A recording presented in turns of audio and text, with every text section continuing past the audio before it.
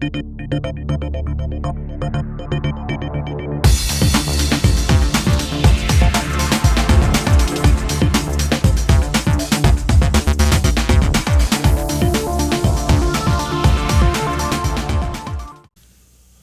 to Outflow. I'm Alan King, and I'm so glad that you've joined us today. We have two special guests with us that I know you're going to enjoy hearing a little bit about their story and what they have going on. I am joined today by my oldest daughter. It's a little scary. The daughter that is probably most like her daddy, which is a little scary. We have four daughters. She's the oldest. My daughter Heather Ward and her husband Michael Ward, and I've got Michael here to keep Heather. I'm not going to say in control, but you know what I mean. But anyway, you guys are heavily involved in ministry. You're involved in the ministry at River of Life Church in Valdez as associate pastor and as minister of assimilation. I don't think you have the official title youth pastor, but you're serving right now as youth pastors. Yeah. And I don't know if that's a bad term. I don't know if I like the term youth pastor anymore. I think I like the term like chief discipler or something like that. Because that's what really youth ministry ought to be. Yeah. And you guys do a great job of that. But let's talk a little bit about a ministry that you're involved in. I want to talk about what you do, and then I want to talk a little bit about philosophy of ministry, because I think y'all have that pegged. And so I want to talk about that. But let's start off, I mentioned that you guys had the ministry of Jethro's. What is Jethro's? Jethro's discipleship center, community. Community. Technically, if you look us up, we are Jethro's Community Outreach. But then we've always thrown in that last little bit about Jethro's Community Outreach and Discipleship Center, because that's where our hearts are. There is a progression. Like you have to do the outreach before you can get to the discipleship portion of it. So it's kind of the namesake there is like Jethro's Community Outreach, and we'll get more into this, I'm sure, as we go through. But basically, the foundation of community outreach is building relationships with people to be able to speak into their lives, to be able to get people to trust you. So, yeah. And that's huge. And you're ministering to people who might not ever, I'm not going to say not ever, because eventually it does happen, but it doesn't start with somebody in the church. Yeah. You're out there doing it outside the church walls, in what we call out of the box ministry. And we'll break that down a little bit, because that's kind of cliche-ic a little bit. A lot of people talk about, we're out of the box. We're out of the box. Some of them I want to grab and put back in the box and say, you need to fix it before you get out of the box. But anyway, I digress. But Jethro's, it's actually located in an old sanctuary, an old church that was repurposed. Yeah. And it's a really cool place. Yep. And Jethro is actually the name, and this came about before. I mean, we were involved, but not as heavily as we are now. It came about because I think you and the current. Yeah, I did that. Did you guys? I think you had had a hand in it. So maybe you could tell us. Where did the vision of originally come from? The namesake. The name. Yeah. Yeah. Well, it happened when I came here almost 24 years ago to pastor. They had this building, and they're like, "What can we do with it?" Mm-hmm. And I said, "Let's do kind of a coffee house ministry." That's kind of where it started. And everybody's like, "Well, what are we going to call it?" And I thought, Jethro's is the place where Moses heard from God, mm-hmm. and where Moses found the will of God for his life. So I thought, well, that's a cool name for a place, because we want to teach the young people that come there how to find the will of God for their lives. We were kind of doing the Friday night thing, mm-hmm. but we always felt like that building could do so much more. and then you guys came along and took it over. COVID kind of shut the whole ministry down. That was hard. Yeah, it was because we were doing really good. I had Yeah. Friday nights, a lot of young people coming in, but it was only Friday. Well, Wednesday, we were having the youth meet over there on Wednesday. But then you guys, after COVID, you guys took it over and just ran with it, and the vision just grew. Yeah. And now you got ministry over there almost every night now. A huge part for us was Jethro's pre-COVID had kind of gotten to a point where we needed volunteers. We were having trouble getting the volunteers in for the Friday nights. And I remember at times we were so frustrated. We were, you get tired in ministry. And when a lot of times I think burnout comes when you're doing ministry that you shouldn't probably be doing to begin with. Because I'll be honest, when you're doing ministry that is your purpose and your calling, yes, you may get tired. But I don't think you get burnout. I have been exhausted at times. Sleep has felt so good. I may have screamed and kicked a couple of times because of frustration with other people, but I can't say that I'm burnt out. This is just, I don't want to do this anymore. Because when you have made that call, I guess the calling and election, sure, when you know that is what I am here for, that is what God has placed on my heart, I'm here for such a time as this. I really don't think that burnout comes. But at that point in time, yes, if there's ever been a time in my life that I was like, I'm burnt out, I'm done. It was probably for me then. There was a lot of transitioning happening in my life spiritually, in my life physically, just a lot going on. So COVID happened, and I feel like for 3 years, I was, and Michael, both of us as a family, it was like we were in this wilderness, not just because of COVID, but it's like COVID made you, and I hate to say that word over and over because I hate that word, but it's almost like it gave you so much time to look at your life and evaluate things that you hadn't had time to stop and look at until that happened. And I just remember for it was probably 2.5, maybe 3 years till we actually walked back into Jethro's. Like we had walked in there, but not really entered and looked and saw and said, we've got to do something with this building again. And we were even going to sell it. Yeah. We were looking at totally getting rid of it. And the Lord just we couldn't. Yeah. I really feel like what happened was, and I made this statement, I feel like that COVID was a huge timeout that God gave to the church. And said, okay, just stop.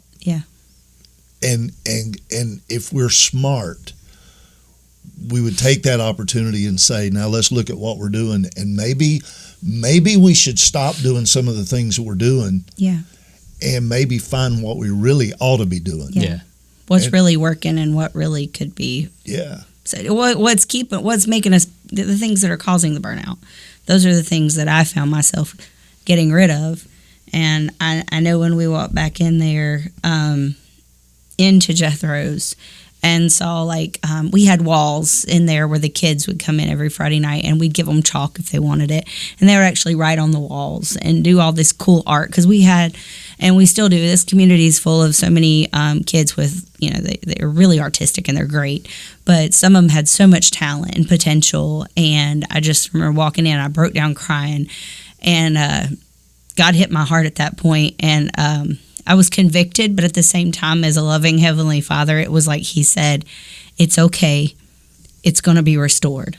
Because both of us had that moment of, God, forgive us for wasting, the last couple of years, because we were lost. I mean, it was like we literally went through our own spiritual wilderness of trying to figure out who we were. I mean, both of us, me being a pastor's kid, I thought, oh, I know God, but it wasn't me knowing God. It was because my parents knew God. It was an awakening. It was like I came out of this wilderness to, okay, I know who God is now, and I know who He is for myself. Now, what can I do? Where am I needed most? and to be honest, not to get stuck here on the COVID era, but COVID kind of put the rubber where the metal meets. There was either a spiritual malaise or there was a reevaluation of what mattered in the spirit. And And I'm thankful that the Lord allowed us the grace to be able to see the vision of what Jethro's could become, even more so now. Because as you said, we were considering selling, the building, but through His grace, we were able to realign and reconnect with and renew the vision that even I think that possibly you had, not just for a teen outreach, but I know you had a vision for ministry to be, pretty much every single day, throughout that the week. 24/7, what is going on there that's ministry. And I remember coming in one day, I think what really hit us was Michael and I for a bit, I don't think we told you guys this, for a little bit, we were like, we did, because we're always joking about moving to the beach. So y'all know, it's, the beach is in my heart. But I remember Michael looking at Wilmington and some other places and seeing the issues that they were having there with drugs and homelessness and other things. And we're like, okay, God, that's our heart. Send us to Wilmington, because it's close to the beach and it's close to ministry. And what was it? You had made a comment about when we were talking about moving, and I'll let you talk about that part and how God changed your heart from moving there to. Oh, well, it's really easy to see like the effects of sin outside in other communities, and it's really easily to spot those things. But what changed my heart for this community is that, for whatever reason, there's always been this quote that has stuck with me by C.T. Studd. And he was a missionary from many years ago, to India, to China. But this quote is that, and I may get this wrong right now, but basically it was like, most people want to live within the sound of a steeple or chapel bell, but I want to run a rescue shop within a mile from hell. And basically the premise of that is that basically I want to be on ground level, on ground zero of where the enemy is striking the hardest, to where darkness seems to be overtaking. I want the light. I want to be in a position to shine the light the brightest in those kind of areas. And we were looking at different places to where we could possibly move, and some of that was selfish. I mean, who doesn't want to live at the beach? And but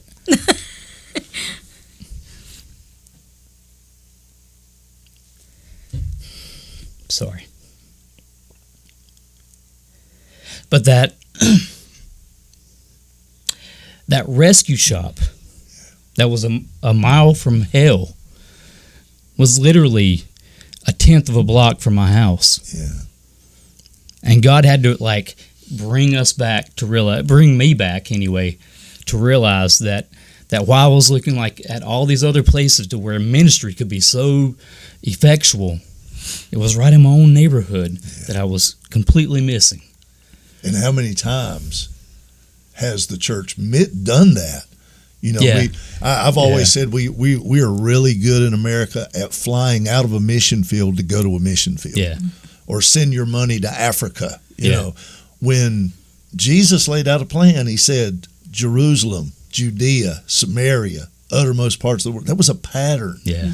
And I love the way that this has developed, because again, we took that big COVID time out to say, what are we doing?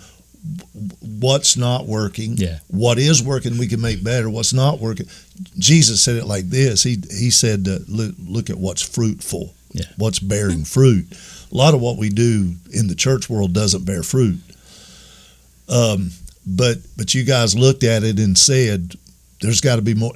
Even from the beginning, when we first started the ministry at Jethro's, my heart was always more than just Friday. Fridays were great. Right. I mean, that place would be packed with young people on Friday night playing pool, playing video games. We had a live DJ as opposed to a dead DJ. We had a live DJ. We had we had food, we had milkshakes, and all this stuff that was going on. It was a great place for young people to hang out. We had bands, we had all kinds of stuff.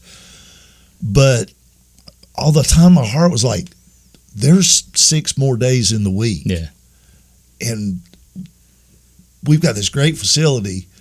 And I think part of the problem, though, was me trying to be a lead pastor and trying to, keep Jethro's going. When you guys stepped up and said, hey, let us have that because we've got a bigger vision. Yeah.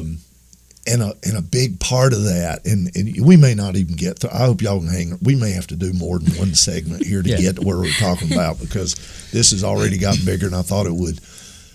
The thing that began to happen, and it was the timing of the Lord, because it wasn't like you got this thing going and then you went out looking for harvest. Yeah. Harvest started coming to you. Yeah. It was absolutely amazing. I think the coolest part was like me and Michael, I had given up so much ministry over the years for different reasons. Like, I'm tired. I'll admit it was because I had no discipline, and now God is like, you're gonna have to have discipline if you're gonna run with me. You can't just you can't wuss out on me. You got to keep it going.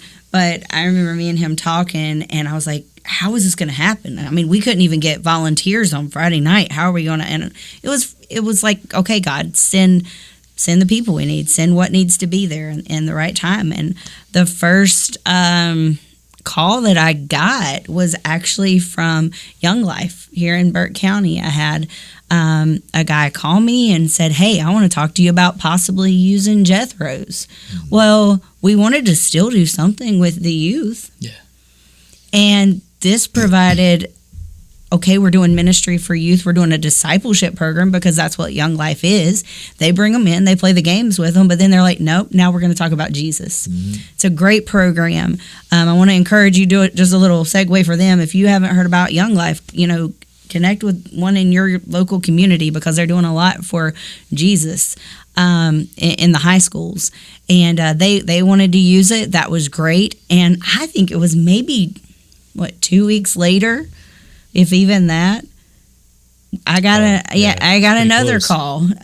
Hey, Heather, I don't know you. I don't really talk to you much. I don't think I've ever talked to you, but God's laid on my heart to do a recovery group, an addiction recovery group in Valdez, and we need a place to do it. Would y'all be interested in letting us use the facility to do that? And I was like, yeah, what do you need? And that's all they needed, was a place to host that. So right there, it's 2 nights that are taken. I mean, that's in ministry plus Wednesday nights. And you guys lead a group of young people on Wednesday night. Yeah. And a lot of other ministry, right in the middle of all this, I saw something in the heart of my son-in-law that I never imagined would blossom like it has. Homeless people started showing up at your house. And you didn't say, get out of here. You said, what can I do? Yeah.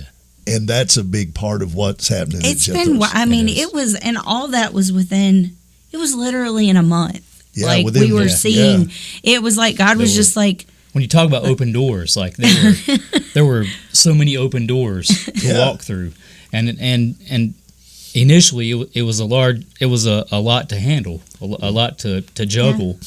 Yeah. Thankfully, over the last little bit, we've matured and grown a little bit to be able to understand how to balance all of those different aspects of ministry. But when you pray for open doors, be ready sometimes, because he'll open more than one, possibly. And y'all didn't get out and advertise and say, hey, we've got this really cool building. It was honestly the timing of the Lord. Yeah. Like, honestly. It's crazy, and I've watched that happen. It's like, okay, you open the doors, and the Lord says, "That's all I was looking for." Yeah. And now He's giving you all that opportunity, and I see so much more that can happen. But one of the cool things is you talked about getting volunteers and getting people to help. And of course, if somebody's listening or watching this and they say, hey, I'd like to get involved. If you live in the area and you want to get involved, we can We can find something for you to do. Definitely, always. But y'all have learned the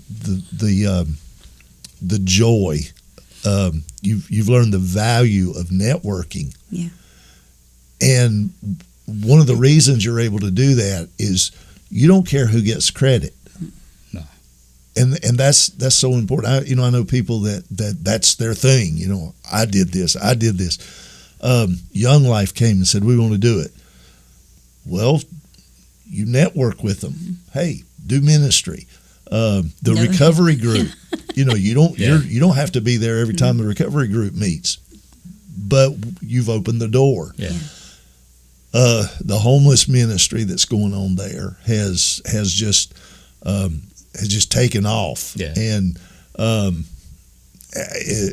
you're getting government people that are contacting you, government agencies that are contacting you, saying we want to work with you. Yeah. I'm not having to call. I mean, we don't call people. They're literally showing up. It's just like it's like the Lord is working with our personality to where a lot of times we're not the most like outspoken about some of the things that we need and we're looking for, and he's sending people to us. Yeah. He's making those contacts, and it's amazing to see how he's working. Yeah. We just had an event there.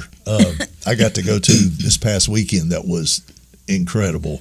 It was kind of like a flashback Friday. A lot of the folks that used to come to Jethro's every Friday, they were there, and a lot of older people. You had a band. Band was incredible. Oh, yeah. The food was incredible. And I was talking to a guy today, and he was talking about, because he was there, and he's older than I am, so he's a really old man. But he was talking to me, and he said, that this thing y'all had Friday, you got to do that again.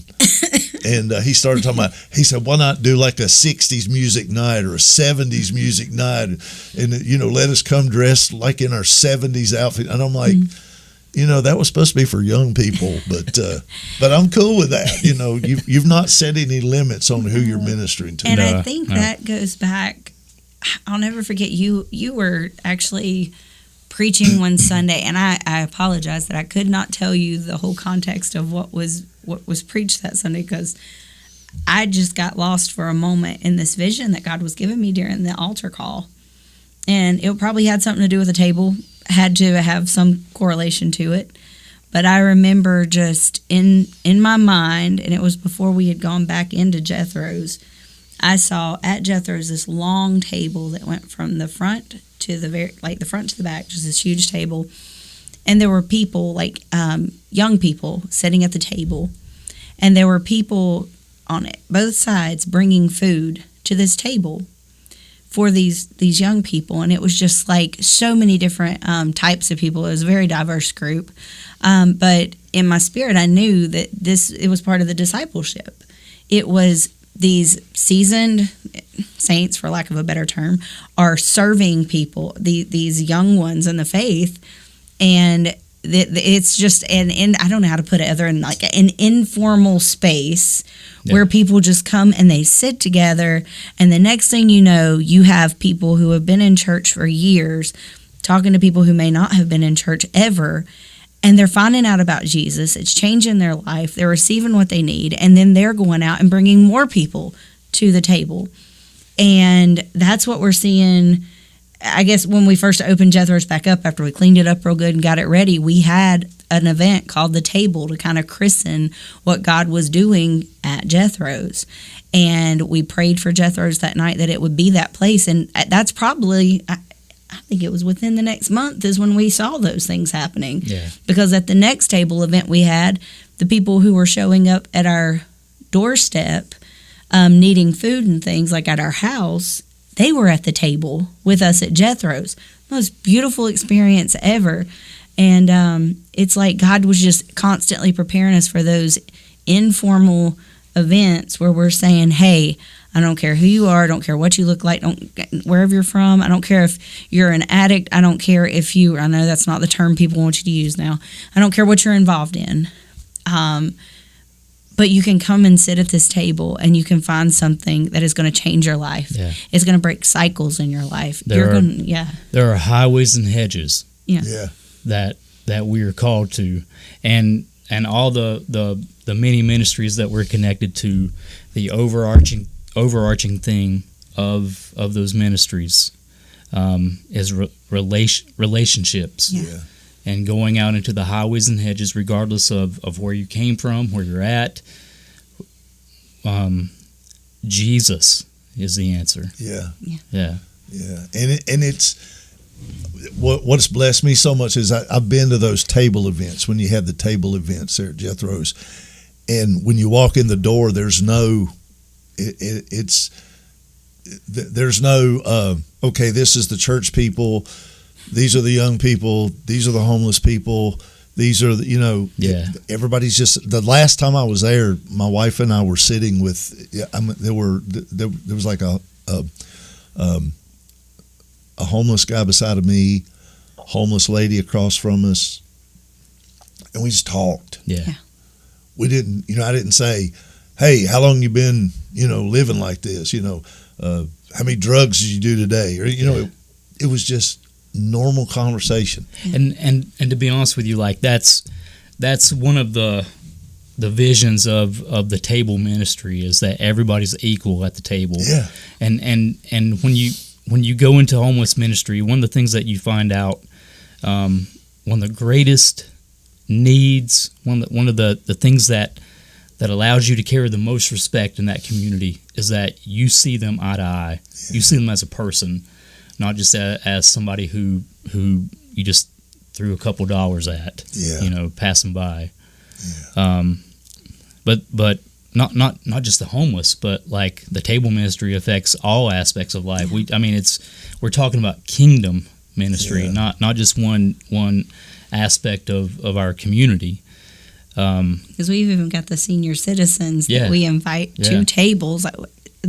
One of our first big purchases for Jethro's, when we opened back up, we got rid of the tiny tables that we had that were like cafe style, and we bought these long tables so we could make sure everybody wasn't separated, but everybody was together. But we've got the senior citizens coming and talking and getting prayed for over, like we play bingo with them. We have bingo and a lunch. That's one of the highlights of the month is bingo day, bingo lunch at Jethro's with those seniors that because it's great because right across the street from Jethro's you've got this senior living facility, and it's just cool. And the ministry that is there is so varied. We even had a really cool thing happen with that, because we were over there one day working with the bingo thing, and your mom said, boy, wouldn't it be nice if we had a golf cart that we could go across the street and get these ladies and bring them across, because they would walk and sometimes they would fall and get hurt. Yeah. And somebody standing there and said, I got a golf cart.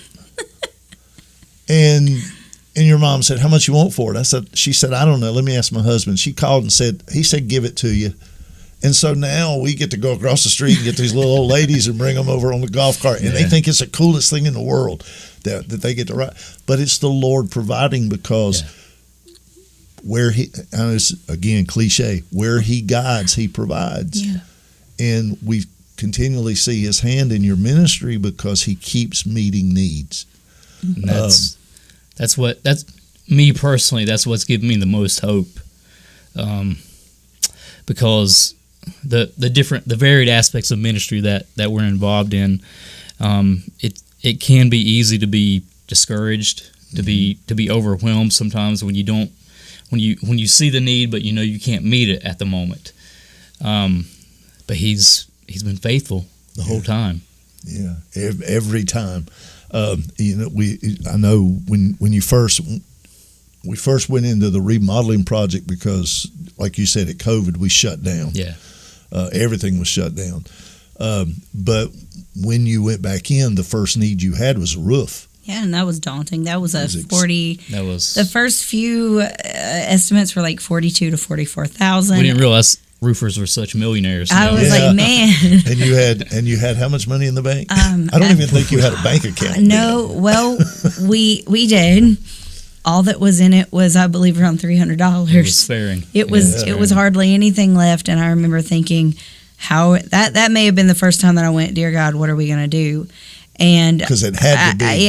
It would have had We'd to have a choice. Yeah, and it was going to have to be God to provide the money for it.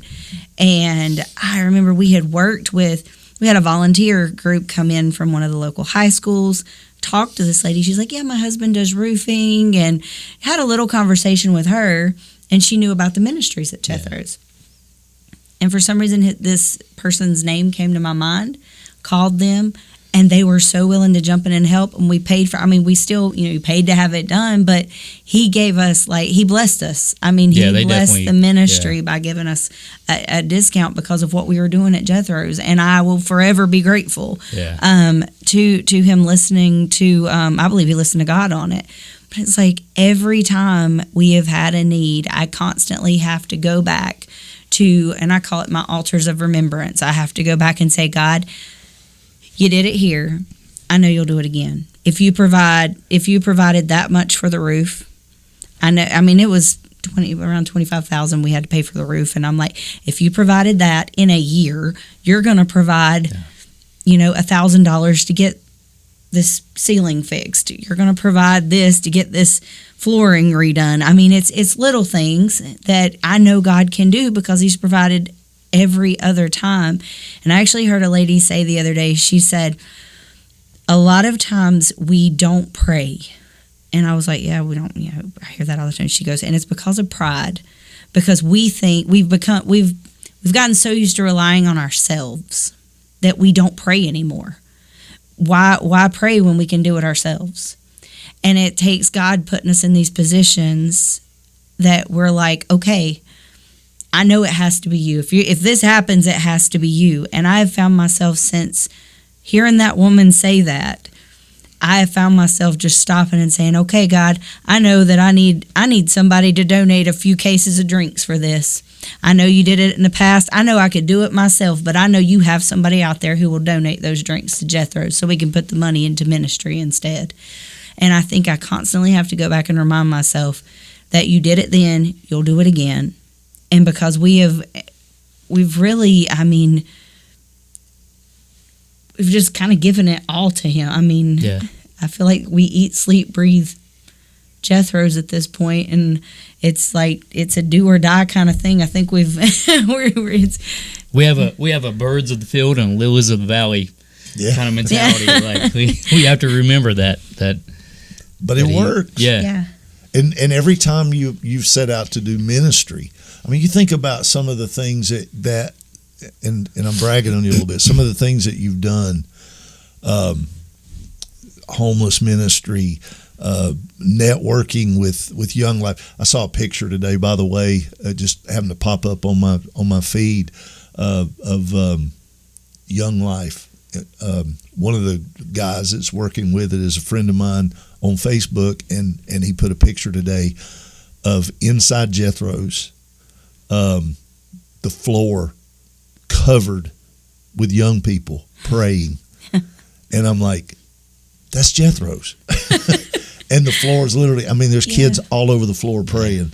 But the ministries that you've been able to connect with and the things that you're doing, even Hurricane Helene, you guys stepped up during that and were able to do a lot of ministry there. You were able to network with an organization that was building small houses, and we built how many? 20. It was I know that first phase was 20 some, and then the next phase was another 20 something. It was like 50. It was little houses a lot of that we helped, that you helped build, and took up to the mountains. Those are things that you've been involved in, and every time the Lord has shown up and met the need above and beyond. Now, you guys got time to come back? Yeah. Sure. I want to talk about this thing of out-of-the-box ministry. I like that. Yeah. Because I know that's where your heart is. Yeah. if somebody's listening to this or they're watching this and they say, I like what you're doing. First of all, if you're anywhere near Burke County, North Carolina, I know we got a lot of people that watch. Like, I got people in other countries that write and say, "Hey, saw your podcast today," and so I know everybody's not close enough. But if you're close enough to Burke County and you want to come by and see it, we'll give you a tour. But if somebody says, you know what, that's not in my hometown, I can't be there, but I believe in what you're doing. Ministry is free, but it does cost. If somebody wanted to send you $100,000 or $10, how could they go about doing that? You have a. So you can actually go to our website now. It's jethros.info, and that's jethros.info. On there is a link to our donation platform. It's Zephy, and you can go on there and make a donation, or give us a call. The number is actually on the website too. You can give us a call and we'll, let you know where you can send the donations to. But the best way to find out information about us is either on social platforms like Instagram, Facebook. I think I just started a TikTok. We're going to see where that goes because we got so many ministries. I want people to see videos of what's happening. But jethros.info, check it out. And there's a way to contact you through that as well. Mm-hmm. Yes, and we are our own 501c3. Yes. So all the proceeds go directly to ministry. Yes. We don't get any kind of we do not have a staff. It's all volunteer. Yeah. And I appreciate you bringing that up because I meant to say that a while ago and I didn't. But it is all gifts are tax deductible. Yeah. And so jethros.info. Mm-hmm. Did I remember that? You did. It's pretty easy. We tried to make it as simple as possible. Yeah, So. it's kind of like Outflow. It's a great segue. If you want to write to us at Outflow, it's outflow@outflow.online. I like them simple. Yeah. I learned a long time ago, long email addresses, I hate them when I'm having to fill out forms and you got to put all that. So outflow@outflow.online and jethros.info. Mm-hmm. Yeah. That's simple. Yep. Very easy. So we're going to come back and I want to discuss ministry a little bit with you guys. But I encourage you, if you're watching or listening, whatever platform you're listening or watching Outflow, be sure to hit that subscribe button, and we hope you'll hit the like button. But if you have questions, do email us. If you have a question about Heather and Michael and Jethro's, if you can't get through to them, let me know. Again, outflow@outflow.online. But I appreciate you guys coming and being with us today, and we'll pick up where we left off. I have been so used to having your mother on here with me. She's actually in the studio right now, but she's got a hat on so she won't get on camera. But anyway, but I've been so used to this. But people are probably sitting watching right now. The ones that most people listen, but the ones that are watching right now are probably saying, I thought that was her, because all of my daughters except one, they all look like your mama. And Regina's not here today, but her daughter, who looks just like her, is here. So, but I appreciate Heather and Michael being with me today. Hope you'll join us next time, where we're going to pick up where we left off today. And in the meantime, get out there and be blessed. And while you're at it, be a blessing.